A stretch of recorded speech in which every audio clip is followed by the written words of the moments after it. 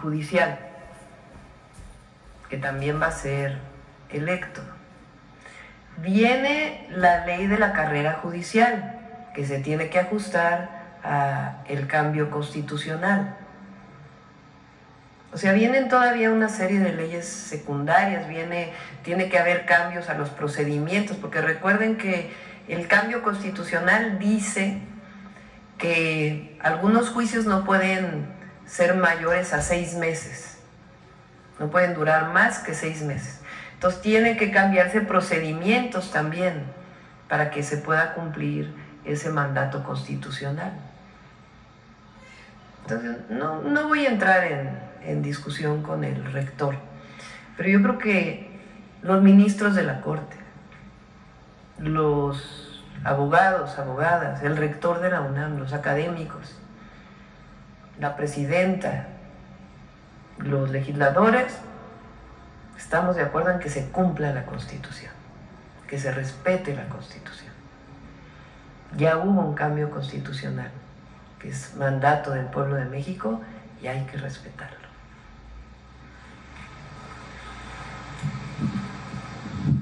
Gracias, presidente. Arturo Páramo, Grupo Imagen. Varios temas, voy a ser muy breve. Publicamos hoy que la Auditoría Superior de la Federación encontró malos manejos en el gobierno de Chiapas, del gobernador Rutilio Escandón, por 2.576 millones de pesos a través de contratos con empresas factureras. El gobernador está a punto de irse, usted ya lo ha comentado que ha estado en contacto con él recientemente por temas de seguridad. ¿Se ha tocado el tema de estas observaciones de la auditoría en contra de del gobierno de Chiapas?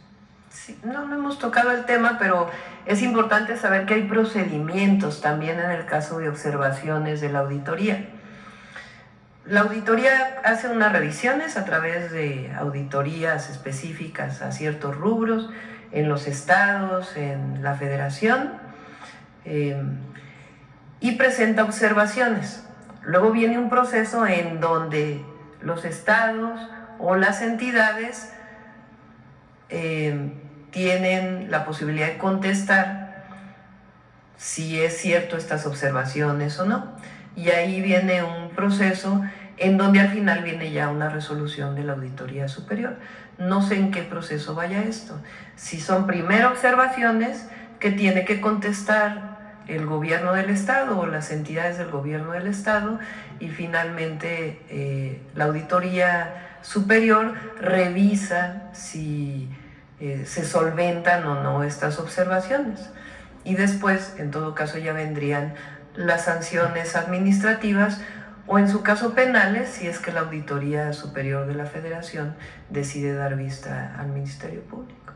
Segunda presidenta, respecto al tema de Sinaloa, usted ha comentado aquí ya repetidamente que sigue esperando información de parte del gobierno de Estados Unidos sobre el proceso, el operativo de la retención del mayor Zambada y su traslado a Estados Unidos. ¿Ha habido ya alguna respuesta? ¿Se va a llevar a cabo esta solicitud mediante canales diplomáticos?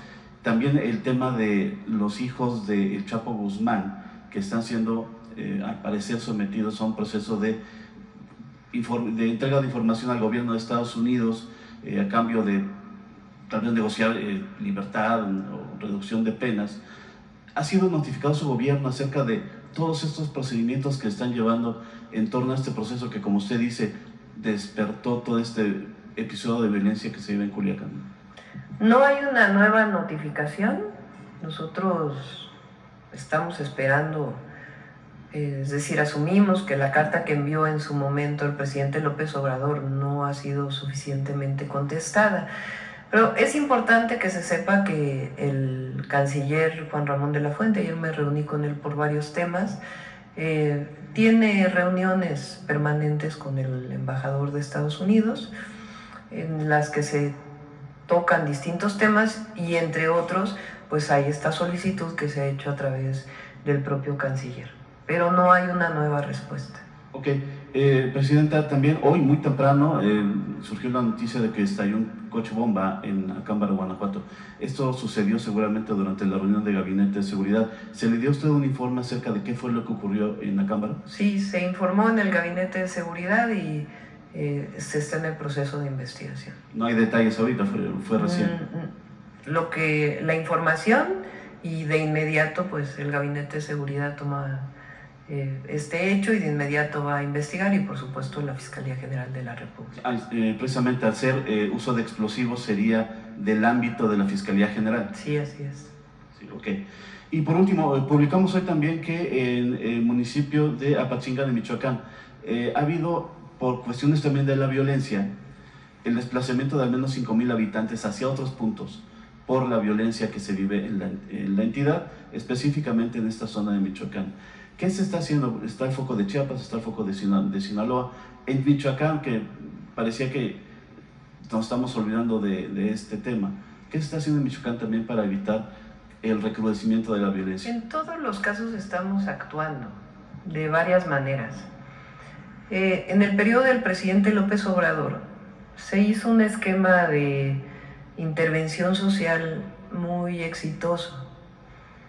Aquí se mencionó en la mañanera con él, por ejemplo, el caso de Aguililla, donde entró primero, digamos, el gabinete social, acompañado de la Secretaría de Seguridad, y se permitió pacificar y avanzar con apoyos de distinto tipo, y también esquemas de construcción de la paz. Ahora Estela Damián, que es la subsecretaria, hoy es unidad y va a ser subsecretaria a partir de enero, de prevención, junto con la secretaria de Gobernación, que ya tiene esta experiencia porque fue secretaria de Seguridad, están desarrollando esta metodología de atención a las causas que le llamamos. Una parte tiene que ver con la Fiscalía, con el trabajo que hace Seguridad, con el trabajo que hacen las fuerzas federales, la investigación, pero otra es la intervención social. En el caso de Chiapas es muy importante que entremos a partir de estas intervenciones y también pues con detenciones de quienes provocan la violencia, en el marco de la ley siempre. Entonces, tanto en Michoacán como en Chiapas, como en Guanajuato, como en otros lugares, continúan estos apoyos y se están fortaleciendo y mejorando a partir de la experiencia que desarrollamos también en la Ciudad de México. Entonces, como lo he mencionado, va a dar resultados la estrategia de seguridad. Y es una estrategia que consiste en 4 ejes y estamos todos los días. Este no es un asunto de que ya dijimos la estrategia y delegamos en nadie. Tenemos reuniones permanentes y cuando se presentan casos como los que se han presentado, se define cuál es la estrategia, cómo se fortalece y se trabaja.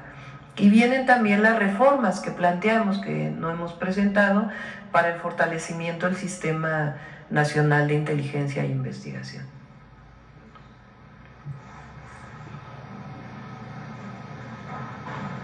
Buenos días, Presidenta. José Leveñe, de Publimetro. Durante esta mañanera también la Asociación Nacional de Magistrados de Circuito y Jueces de Distrito del Poder Judicial ya han contestado al Consejo de la Judicatura y han anunciado que el lunes 28, termina el paro. Quería saber su opinión sobre este tema, sobre una reacción del Gobierno sobre el fin del paro en las dependencias judiciales. Pues qué bueno. Y no es por el Gobierno, no es por la Presidenta, no es... Qué bueno por el pueblo. Ahora, espero que no empiecen los sabadazos otra vez, ¿verdad? Pero qué bueno que regresan a trabajar, porque lo que no podía hacer era este paro, cobrando además sus salarios.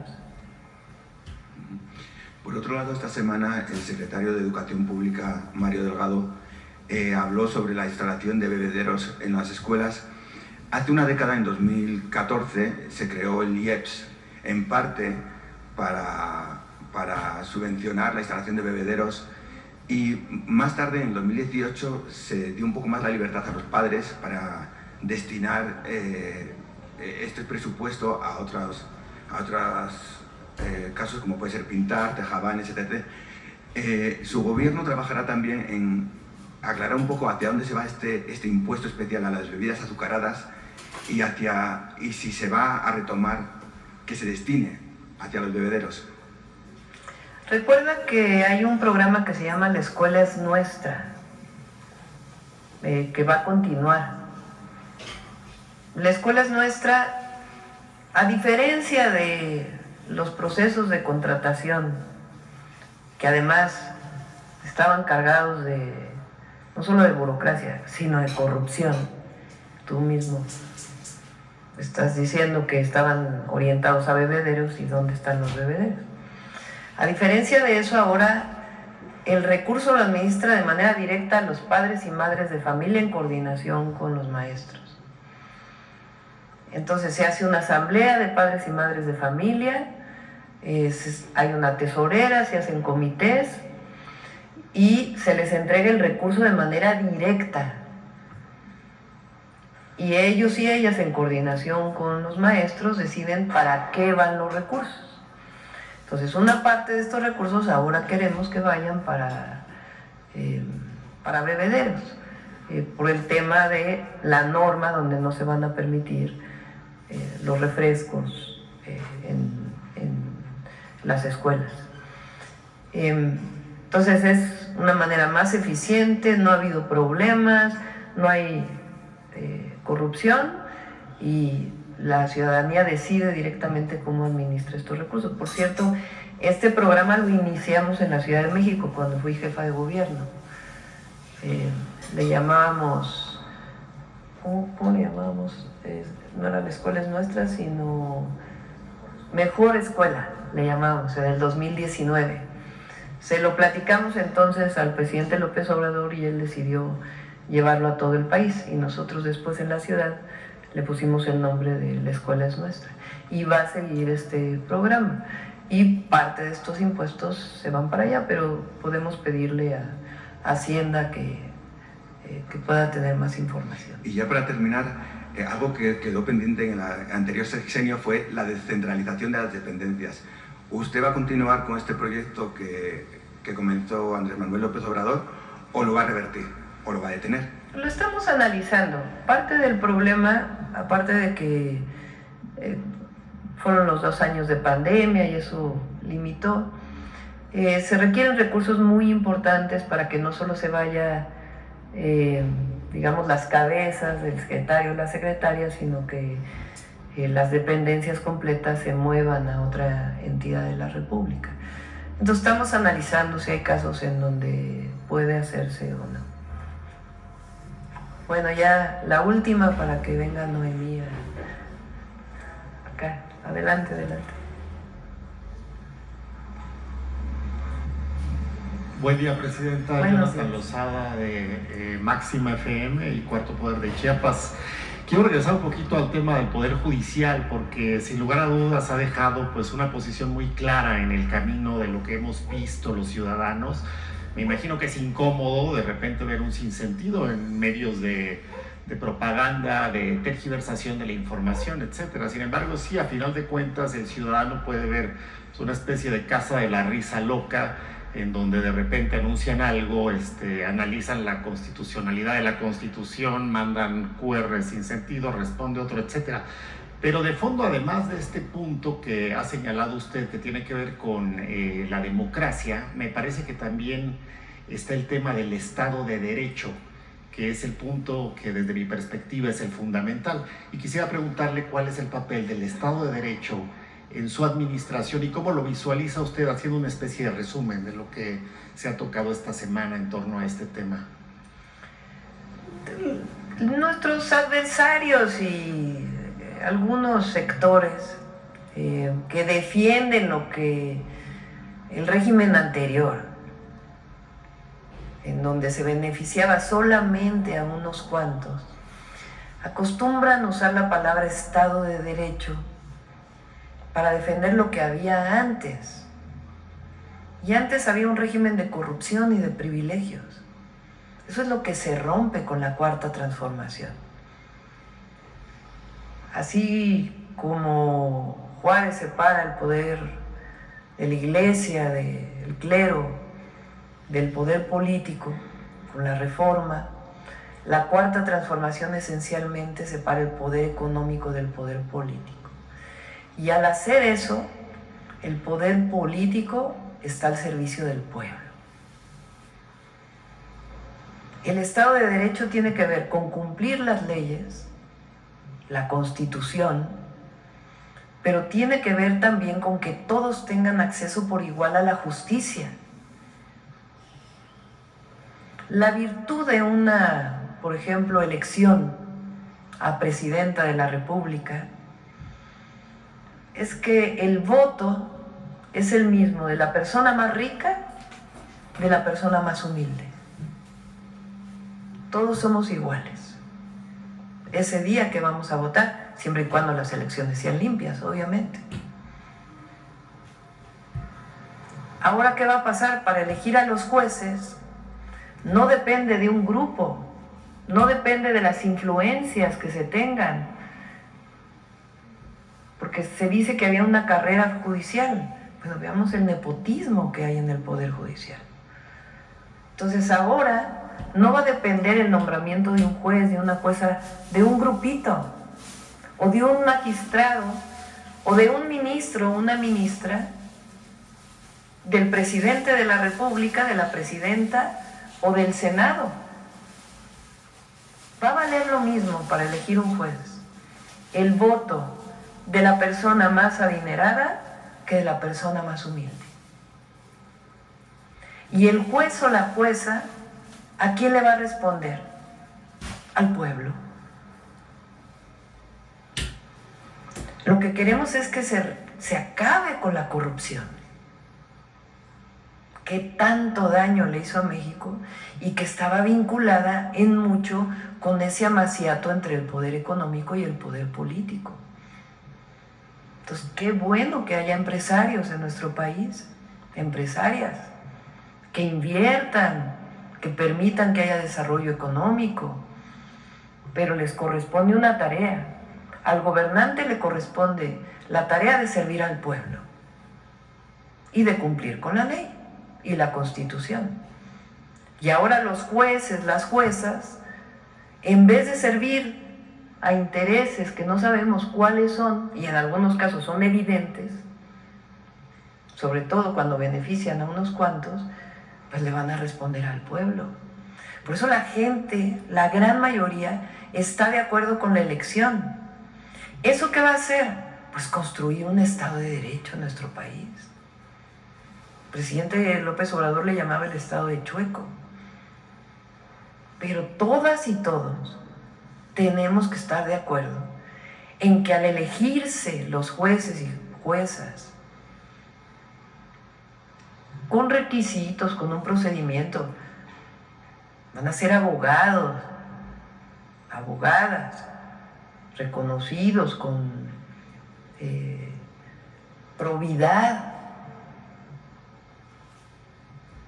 Cuando se habla de cartas de recomendación y se burlan de que un vecino pueda dar una carta de recomendación, yo decía el otro día, ¿quién mejor se da cuenta de la corrupción de una persona o no?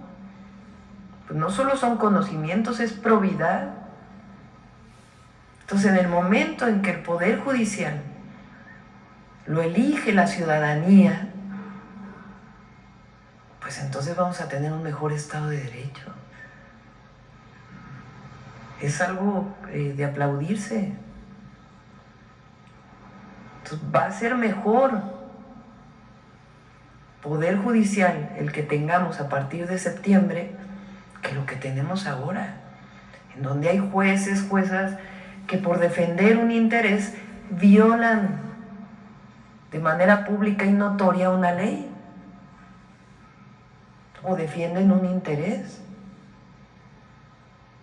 Entonces estamos construyendo un mejor país y eso es fruto de la conciencia del pueblo de México y de que hoy los legisladores, legisladoras y la presidenta tenemos un mandato popular que respetamos. No prometemos algo y después hacemos otra cosa. Entonces es un buen momento para México. Hay resistencias y hay poderes que no quieren perder lo que tenían. Hay gente que dice, ¿cómo es posible que la presidenta no marque su distancia con el presidente López Obrador? Pues venimos del mismo movimiento. Cada uno tenemos estilos propios. Yo como científica, como mujer, pues me parece muy importante que haya a lo mejor énfasis en otras áreas de gobierno que el presidente vio en otros lados, pero el proyecto, los principios, las causas del movimiento son las mismas. Si no, estaríamos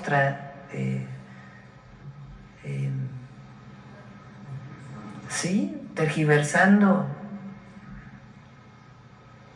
el voto popular y estaríamos traicionándonos a nosotros mismos, a nuestra conciencia, a nuestra historia y al pueblo de México.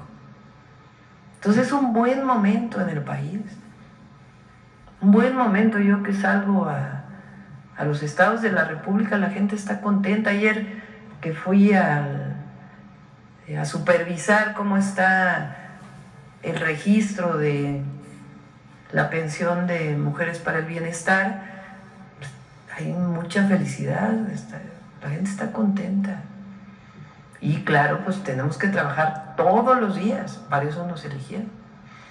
Bueno, cerramos con Noemi.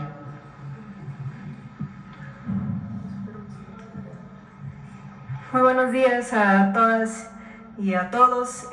Como saben, el día de ayer fue el Día de la Médica y el Médico, y por lo tanto quisimos en el día de hoy, en esta sección de Mujeres en la Historia, recuperar la memoria de la primera médica cirujana de nuestro país, es decir, de Matilde Montoya. Y antes de iniciar con una cápsula que nos va a hablar de aquel emblemático día de su examen donde se titula como médica cirujana, me gustaría dar un contexto breve del por qué es importante recuperarla. Si bien las mujeres profesionistas fueron accediendo a esta vida profesional a través de una profesión, el que fue el ser maestra. Pero ser maestra, en su momento, estamos hablando de finales del siglo XIX, pues era una profesión bien vista para las mujeres. ¿Por qué razón? Porque estaba muy ligada pues a la parte del cuidado. Este era estereotipo del ángel del hogar, de que sí se podían dedicar a esta profesión, pero solo a esta. Aquellas mujeres que quisieran estudiar otra cosa, pues ya empezaban los problemas porque querían salirse de lo bien visto. Y nada más me gustaría, les digo, contextualizar la importancia de estas primeras profesionistas. Hablemos de las médicas, las abogadas, pues nada más escuchemos dos fragmentos. El primero es de Félix Pallavicini, donde dice, en su libro sobre problemas de educación, escribimos para las maestras de escuela. Si hemos dicho a los hombres, no perdáis lo mejor de la vida en hacer carreras literarias, ¿cómo no hemos de gritar a las mujeres muy alto y muy claro, no seáis universitarias, no seáis académicas? Es decir, sé maestra, pero nada más. Y también tenemos otra publicación de la revista El Magisterio Nacional de 1905, donde argumentan que la mujer que ejercía en demasía su cerebro iba a tener deficiencias. Y aquí dice la cita textual: el exceso de instrucción científica ataca el organismo de la mujer. La anemia y el neurosismo se apoderan de ellas y los hijos que tienen son débiles y enclenques. ¿No? Enquencle. Me encanta esa palabra, mi abuelita decía así, no desayunaba yo, me iba a poner muy enclenque. Y entonces, si nos damos cuenta, vean el contexto. Esa es la importancia. Nos iban a afectar en el cerebro en demasía si estudiábamos ciencia. Y es por eso que es muy importante, maestras como Rita Cetina, que escuchamos de ella hace unas semanas, que en 1870 decía, las mujeres pueden estudiar ciencia, no nos va a dañar el organismo. También otra maestra muy importante, Dolores Correa, habla acerca de la segunda médica titulada mexicana, que es Columba Rivera, y dice que pues ella desmiente todas estas injustas acusaciones hechas a la ciencia. Dice: quien conozca a la señorita Rivera ha de convenir que el saber ni mata ni envenena, que ni el estudio marchita la juventud de la mujer, ni entenebrece el alma, ni amargue el corazón. Así es que las maestras mexicanas, como yo les mencionaba en semanas anteriores, no solamente consolidan el sistema educativo nacional, sino que hicieron una importante defensa para que las mujeres, a finales del siglo XIX, principios del siglo XX, empezaran a estudiar ciencia y empezaran a estudiar estas otras profesiones que, además de todo, pues tenían esta problemática, en el caso de Matilde Montoya, pues de que se atentaba se atentaba a la moral. ¿Qué clase de buena mujer quería ver en los anfiteatros cuerpos desnudos, ¿no? Se le tachaba de promiscua. ¿Por qué querer ver? ¿Por qué estudiar los cuerpos? Así es que conozcamos más acerca de lo que enfrentó la primera médica mexicana, Matilde Montoya, para abrir este espacio y esta profesión a tantas médicas y mujeres mexicanas.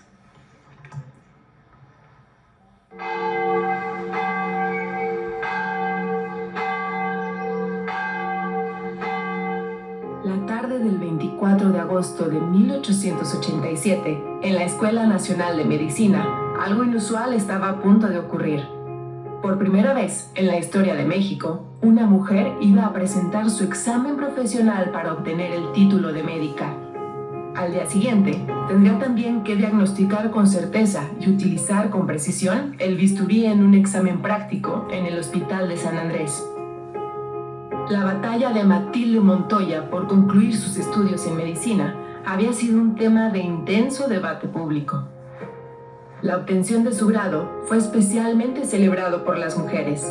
El 4 de septiembre, Concepción Jimeno escribió en Álbum de la Mujer: el hermoso despertar intelectual de la mujer mexicana ha conmovido profundamente mi corazón. Un acto tan solemne como trascendental se ha verificado en la memorable fecha del 25 de agosto, fecha que el sexo femenino debe grabar en sus anales con indelebles caracteres. En la Escuela Nacional de Medicina acaba de realizarse un glorioso torneo, un pugilato científico en el que se ha proclamado como axioma indiscutible el vigor del pensamiento en el cerebro femenino. ¿Sabéis quién ha sido la heroína del palenque? Matilde Montoya. ¡Qué triunfo para la mujer mexicana! Laureana Wright señaló, a su vez, en el Diario del Hogar: en este asunto hay algo más que el triunfo del estudio y del trabajo, algo más que una aspiración personal satisfecha. Nosotros vemos en él la iniciativa de un derecho conculcado que se conquista, de una esclavitud moral que se rompe. En medio de este atraso social, que a grandes rasgos hemos tocado, aquí donde la mujer es constantemente el blanco de la crítica, aquí donde no ha podido conquistar ni el derecho de presentarse sin la obligada compañía del hombre en ningún teatro, restaurante, ni paseo público, a no ser los templos, porque se lo prohíben las leyes del buen parecer, aquí decimos: la mujer que ha sido la primera en pasar esa terrible barrera del qué dirán, la primera en escalar el santuario de una ciencia monopolizada hasta hoy por el sexo fuerte. Y todo esto sin más elementos que los que aisladamente le ha proporcionado su firme voluntad. Es no solo valiente, sino heroica, y merece todo el aplauso y todo el apoyo de sus compatriotas. Es muy importante identificar cómo las mujeres contemporáneas a Matilde Montoya celebraban, y en las propias publicaciones de mujeres escritas por mujeres, ellas mismas reconocían pues este triunfo. Es que creo que eso es lo importante. Primero, que recuperemos cómo la memoria de las mujeres en ese momento reivindicaban ya este proceso, y bueno, el día de hoy, porque es importante, pues es importante para decirle a las niñas que están en estos momentos estudiando la primaria, la secundaria, el nivel medio superior, que pueden ser lo que ellas quieren ser. Que eso es lo importante de esta sección, de que veamos, ¿no?, cómo estas mujeres como Matilde Montoya fueron abriendo brecha, y que hoy las niñas crean que pueden ser presidentas, por ejemplo. Muchísimas gracias, señora presidenta. Bueno, muchas gracias. Cerramos. Nos vamos hoy en la noche a Baja California Sur, a Los Cabos.